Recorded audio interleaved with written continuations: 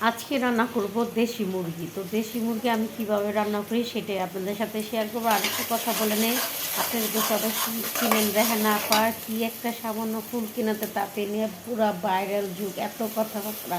আর আমরা যে এত কষ্ট করি তাও ফেসবুকে আমাদেরকে চোখে দেখে না, ভাইরাল তো দূরের কথা, এক বিন্দু ফলোয়ারও আসে না। যাই হোক, তো দেশি মুরগি রান্না করবো। আমি এখানে দেশি মুরগি রান্না করার জন্য বেশি করে তেল, পেঁয়াজ আর এই আদা রসুন আর এলাচি দারচিনি ছাড়া তো মাংস রান্না হবেই না কখনোই। তারপরে সামান্য মরিচ, আমি মরিচ দিলাম 2 চামচ, আর হলুদ দিয়েছি 1 চামচ, তারপরে জিরার দিচ্ছি আধা চামচ, তারপরে আদা রসুন দিয়েছি 2 চামচ, বড় চামচ দিয়ে 2 চামচ দিয়েছি। এখন ভালো মতন মশলাটা কষে, সাথে কিন্তু আমার এখানে জিলা কলিজা পাও, দেশি মুরগির পাও, এই পাওগুলো খাইলে অনেক ভালো লাগে।